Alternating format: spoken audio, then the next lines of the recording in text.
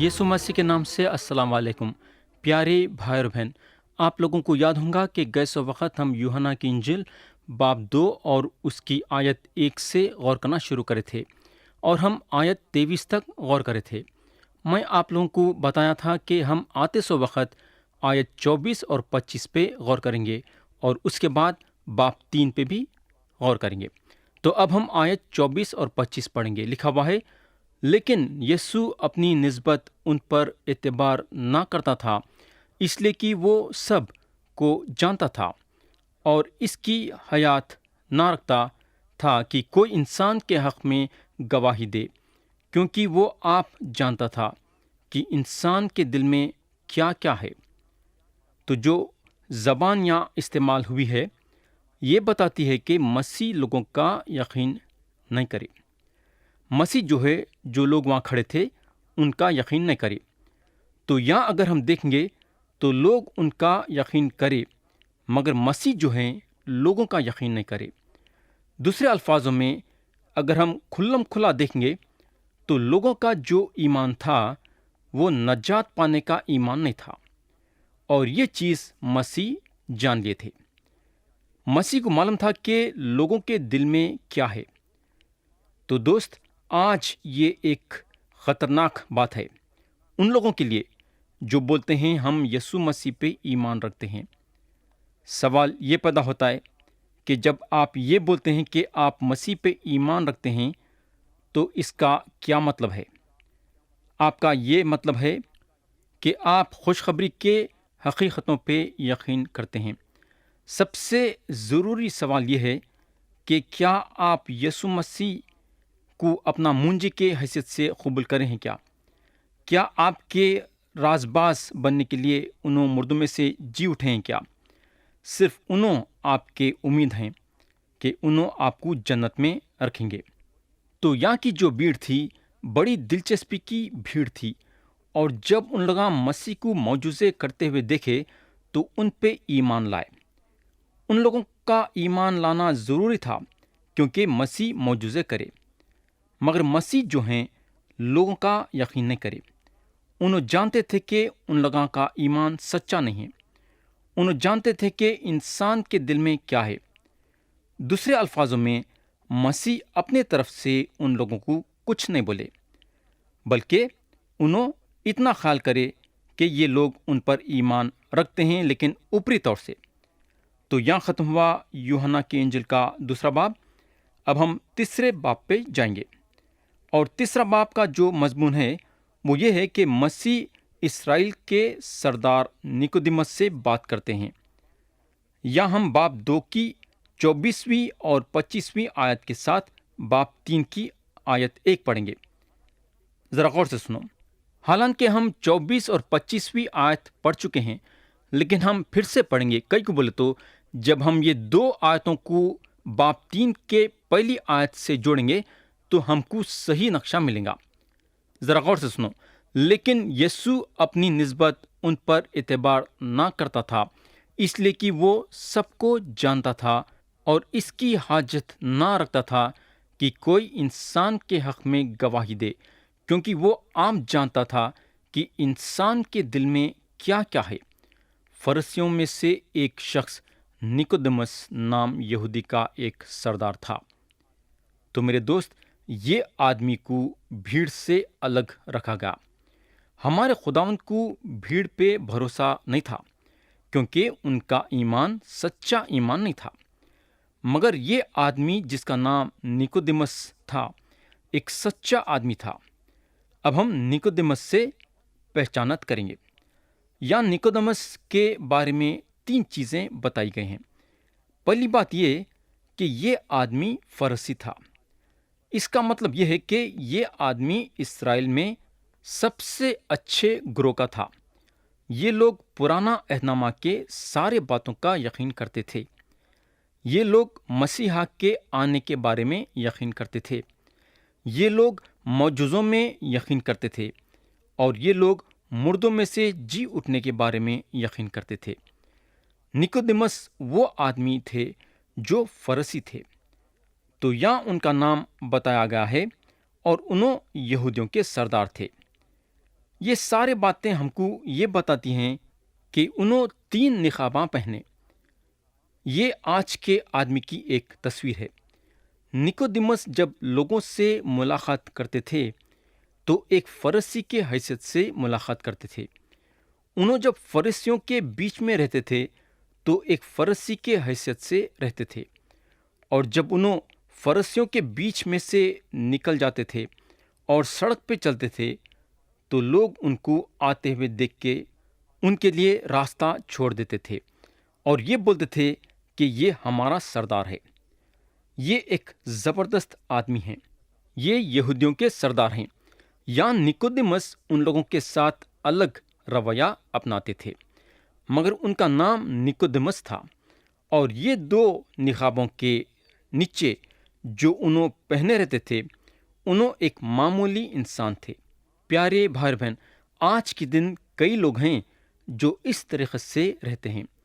ایک آدمی جو بزنس مین ہے اور ایک دفتر کا پریزیڈنٹ ہے، صبح میں اپنے دفتر کو جاتا ہے، اور جو آدمی اس کے دفتر میں ہے اس سے بات کرتے ہیں اور اس کو مسٹر کہہ کے بلاتے ہیں اور اس کے آگے جھکتے ہیں، حالانکہ اس کے دفتر کے لوگاں یہ سوچتے ہیں کہ ان لوگاں اس کو جانتے ہیں، مگر اصلیت میں نہیں جانتے، اور انہیں اپنا دفتر چھوڑتا ہے اور وہ صبح اپنے کئی گراہکوں سے ملتا ہے، اور جب ان لوگاں اس کو پوچھتے ہیں کہ بزنس کیسا چل رہا ہے تو انہیں بولتا ہے میرا بزنس زبردست چل رہا ہے، اور دوپہر کے وقت کھانا کھانے کے لیے اپنے کلب کو جاتا ہے۔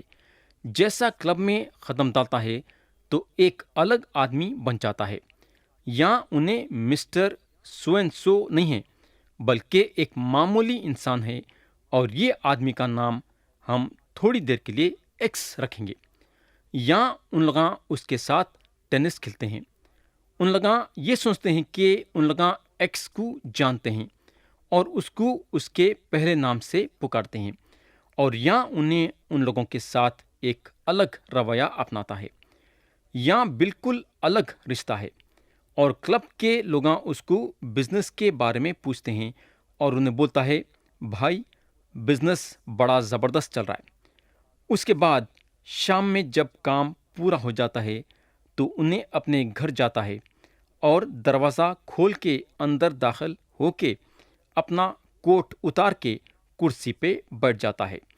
یا انہیں ایک الگ قسم کا آدمی ہے، اس کی بیوی اس کے پاس آتی ہے اور اس پہ نظر کرتی ہے، یعنی کہ دیکھتی ہے، مگر ایک مایوسی کے حالت میں، اور میرے بھائی یہاں اس کے دونوں نقاباں اتر گئے ہیں۔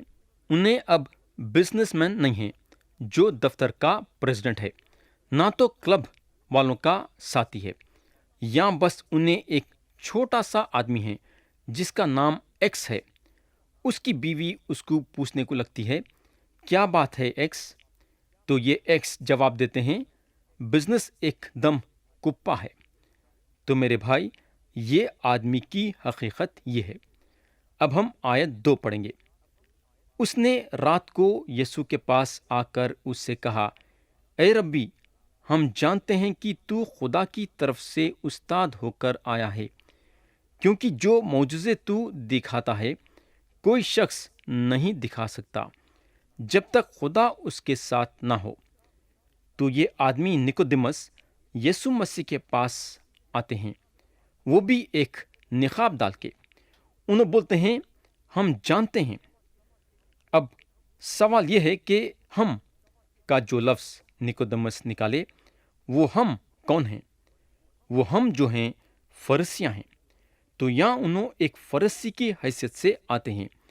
انہوں جو ہیں اپنے منہ پہ فرشی کا نقاب ڈال کے ہیں، مگر خوبی یہ ہے کہ انہوں 2 منہ کے نہیں ہیں، بلکہ مسیح کے پاس اپنا دل کھول کے آتے ہیں۔ انہوں بولتے ہیں کہ ہم فرشیاں یہ بات یقین کرتے ہیں کہ آپ خدا کے طرف سے استاد بن کے آئے ہیں۔ میں جہاں تک سمجھتا ہوں کہ انہوں خدا کے بادشاہت کے بارے میں بات کرنے کے لیے آئے۔ فرشیاں جو ہے بادشاہت قائم کرنے کا سوچ رہے تھے اور چاہتے تھے کہ رومی سرکار کو اتار دینا، مگر ان کے پاس اور کوئی راستہ نہیں تھا۔ اور یہاں نکودیمس آتے ہیں جو مشہور ہیں، اور جہاں بھی انہوں جاتے ہیں بھیڑ کی بھیڑ ان کے پیچھے آتی ہے۔ تو یہاں نکودیمس آتے ہیں یہ مانتے ہوئے کہ یسوع مسیح خدا کے طرف سے استاد بن کے آئے ہیں۔ انہوں جو ثبوت رکھتے ہیں وہ مسیح کے معجزوں کو رکھتے ہیں۔ معجزوں کے ذریعے سے انہوں جان لیے تھے کہ مسیح خدا کے طرف سے ہیں۔ پیارے بھائی اور بہن، ہم یہ غور کرنا ضروری ہے کہ کوئی بھی وہ زمانے میں مسیح کے معجزوں کا انکار نہیں کرا، نہ تو مسیح کے دوستاں نہ مسیح کے دشمناں مسیح کے معجزوں کا انکار کرے۔ آیت 3 میں لکھا ہوا ہے، یسوع نے جواب میں اس سے کہا، میں تجھ سے سچ سچ کہتا ہوں کہ جب تک کوئی نئے سرے سے پیدا نہ ہو وہ خدا کی بادشاہت کو دیکھ نہیں سکتا۔ پیارے بھائی بہن، یہ وجہ تھی جو انہوں آئے خدا کے بادشاہت کے بارے میں بات کرنے کے لیے۔ مسیح جو ہیں نکودیمس سے بولتے ہیں جب تک کوئی نئے سرے سے پیدا نہ ہو وہ خدا کی بادشاہت کو دیکھ نہیں سکتا۔ تو یہاں ایک آدمی ہے، ایک فرسی جس کو اپنے مذہب کے بارے میں اپنے انگلیوں پہ جانتا ہے، اور یہ آدمی کو مسیح بولتے ہیں، کیا بولتے ہیں؟ جب تک کوئی نئے سرے سے پیدا نہ ہو وہ خدا کی بادشاہت کو دیکھ نہیں سکتا۔ تو یہ آدمی جب بادشاہت کے بارے میں بات کرنے کے لیے آیا اور وہ بادشاہت کو قائم کرنے کے بارے میں بات کرنے کے لیے آیا، تو میں یقین کرتا ہوں کہ مسیح کی یہ بات اس کے دل کو لگی۔ یا یہ آدمی فرسی کے نقاب کو اپنے منہ پہ سے اتارتا ہے۔ آیت 4 میں لکھا ہوا ہے، نکودیمس نے اس سے کہا، آدمی جب بوڑھا ہوگا تو کیوں کر پیدا ہو سکتا ہے؟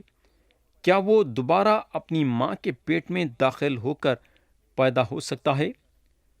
تو یہاں مسیح نکودیمس کو بول چکے کہ نکودیمس نئے سرے سے پیدا ہونا ضروری ہے، مگر نکودیمس کے دماغ میں دوسری اور بات نہیں آئی، بلکہ انہوں اپنے دماغ میں یہ بات لائے کہ انسان کو پھر سے جسمانی طور سے پیدا ہونا ہے کیا؟ ان کا بولنے کا مطلب یہ تھا کہ ایسا ہو سکتا ہے کیا کہ ایک آدمی اپنی ماں کے پیٹ میں داخل ہو کے پھر سے پیدا ہونا؟ مگر یہاں جو ہے مسیح جسمانی پیدائش کے بارے میں نہیں بات کر رہے تھے، بلکہ انہوں روحانی پیدائش کے بارے میں بات کر رہے تھے۔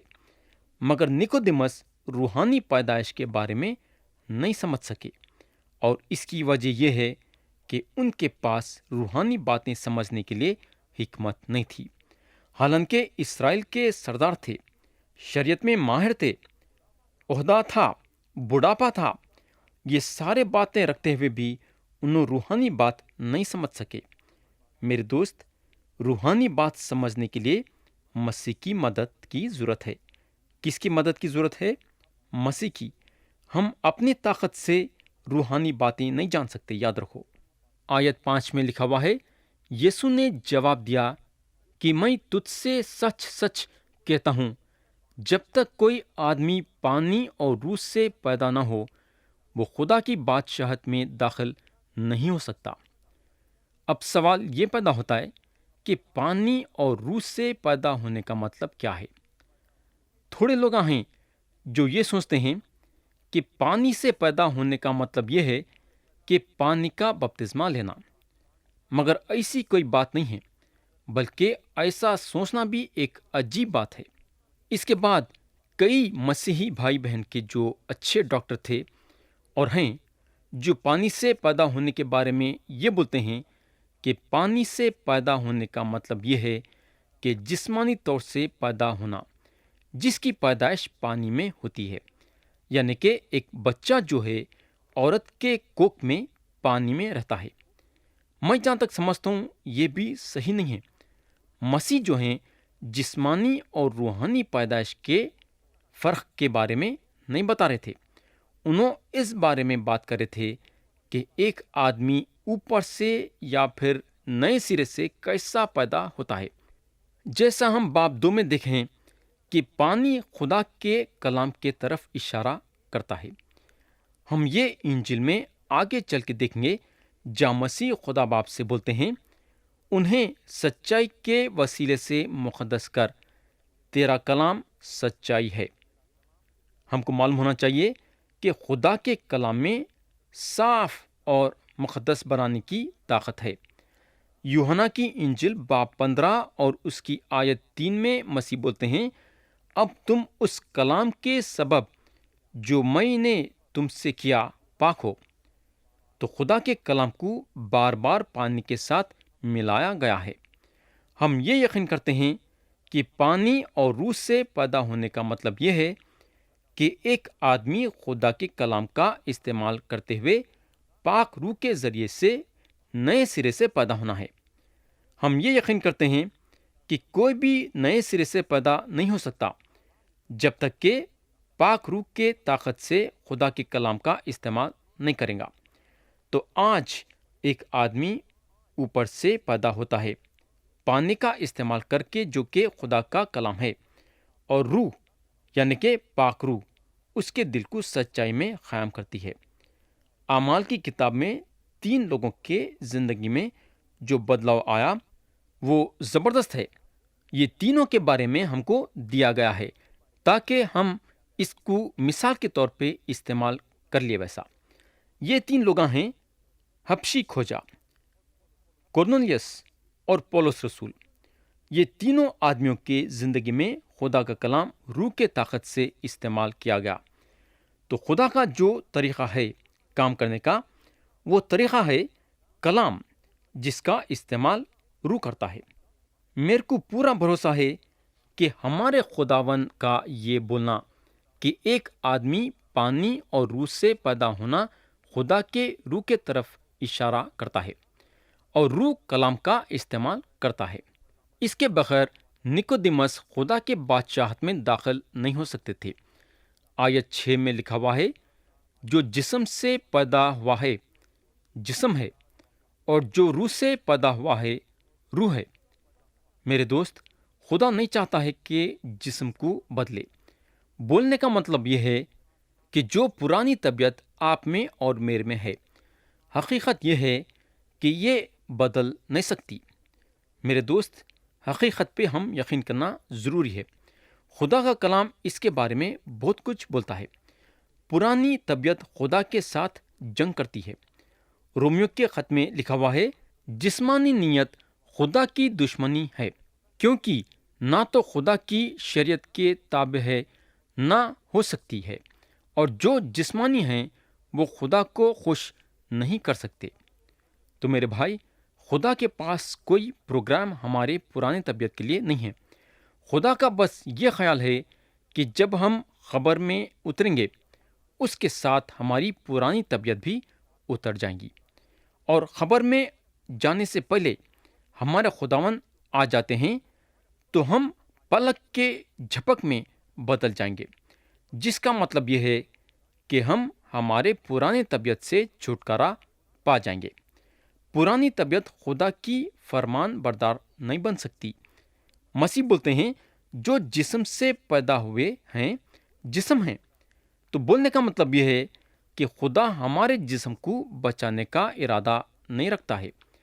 یہ پرانی طبیعت جو ہے نئے طبیعت کے ذریعے سے بدلنا ہے، یعنی کہ ہماری پرانی طبیعت کی جگہ نئی طبیعت لینا ہے۔ تو روحانی پیدائش ضروری ہے تاکہ آپ کو اور میرے کو ایک نئی طبیعت دی گئے ویسا۔ آیت 7 اور 8 میں لکھا ہوا ہے، تعجب نہ کر کہ میں نے تجھ سے کہا، تمہیں نئے سرے سے پیدا ہونا ضرور ہے۔ ہوا جدھر چاہتی ہے چلتی ہے، اور تو اس کی آواز سنتا ہے، مگر نہیں جانتا کہ وہ کہاں سے آتی اور کہاں کو جاتی ہے۔ جو کوئی روح سے پیدا ہوا ایسا ہی ہے۔ تو یہاں مسیح یہ بول رہے ہیں کہ ہم یہ نہیں بول سکتے کہ ہوا کہاں آ رہی ہے، اور ہم یہ نہیں بول سکتے کہ ہوا کہاں جاتی ہے۔ ہوا اور بجلی اور ہوا ایک ایسی چیز ہے کہ آدمی یہ چیزوں کو اپنے قابو میں نہیں رکھ سکتا۔ کس کو اپنے قابو میں نہیں رکھ سکتا؟ बिजली को और हवा को। हवा जहाँ चाहे वहाँ जाती है। आदमी ये बात की कोशिश में है कि हवा को अपने काबू में करना, मगर अब तक नाकामयाब रहा है। हालांकि हम हवा को अपने काबू में नहीं रख सकते, मगर जब चलती है तो ये ज़रूर बोल सकते कि हवा चल रही है। आप और मैं बाहर खड़े रहेंगे और आप मेरे को बोल सकते कि देखो हवा चल रही है। मैं आपसे पूछूंगा, आपको कैसा मालूम हो रहा है कि हवा चल रही है?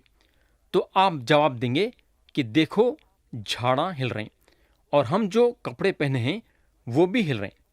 तो मेरे भाई, हम बोल सकते कि हवा चल रही है।